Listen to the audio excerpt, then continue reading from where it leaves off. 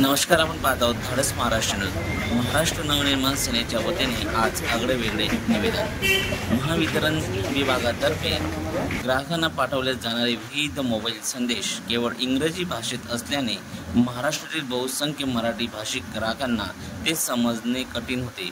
यामुळे अनेकदा महत्त्वाच्या माहितीपासून ग्राहक वंचित राहतात, गैरसमज वाढतात आणि मानसिक तणाव निर्माण होतो। या गंभीर प्रश्नावर लक्ष वेधण्यासाठी महाराष्ट्र नवनिर्माण सेनेने मनसेच्या वतीने महावितरण कार्यालयात निवेदन सादर केले आहे। पहा याबाबतचा सविस्तर वृत्तांत।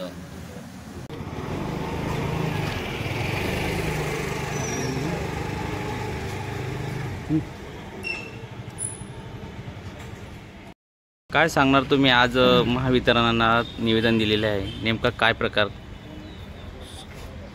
सन्माननीय राजसाहेब ठाकरे यांच्या मार्गदर्शनाखाली पूर्ण महाराष्ट्रभर मराठी हिंदी हा वाद चालू आहे। तर प्रशासन इंग्लिश आणि हिंदी लादण्याचा प्रयत्न करत आहे। तसं महावितरणामध्ये जे येणारे संदेश आहेत सर्वसामान्यांना संदेश इंग्लिशमध्ये येतो, ते इंग्लिशमध्ये कुणालाही वाचता येत नाही किंवा कुणालाही कळत नाही, ते संदेश मराठीत यावेत असे एक निवेदन आम्ही महावितरण विभागाला दिलेलं आहे।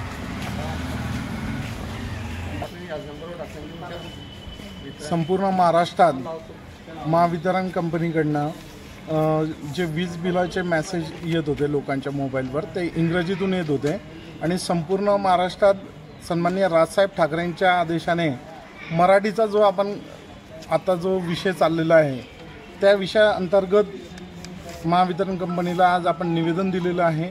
त्या निवेदनात आपण असं म्हटलं आहे की जे इंग्रजीमधून मेसेज येत आहे लोकांना ते मराठीतून यायला पाहिजे आणि याची तात्काळ दखल महावितरणाने घ्यावी। त्यांनी संबंधित अधिकाऱ्यांनी आम्हाला सांगितलेलं आहे। मुंबईला प्रतापगड त्यांचं महत्त्वाचं मेन कार्यालय आहे, त्या कार्यालयातनं हे सगळ्या बाबींच्या त्रुटी दूर करून लवकरात लवकर 8 दिवसाच्या आत मेसेज मराठीत येतील। जर ते अन्नवे कारवाई नाही झाली तर मनसे आपल्या पद्धतीने आंदोलन करेल। भाऊ, काय सांगणार तुम्ही? महावितरण MSEB महाराष्ट्रामध्ये घरोघरी वीज पुरवते आणि मराठीचा सन्मान ठेवत नाही। सर्व बिल इंग्लिशमध्ये येतात, SMS इंग्लिशमध्ये येतात।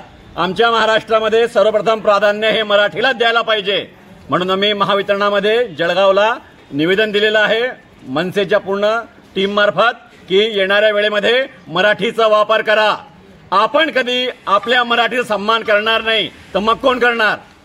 या रीतीने आम्ही सर्व आमच्या जिल्हाध्यक्षांच्या उपस्थितीमध्ये आमच्या पूर्ण टीमच्या वतीने निवेदन देण्यात आलेलं आहे आणि विनंती केलेली आहे की आम्हाला मोठं आंदोलन करण्यासाठी मजबूर करू नका, सर्वप्रथम मराठी।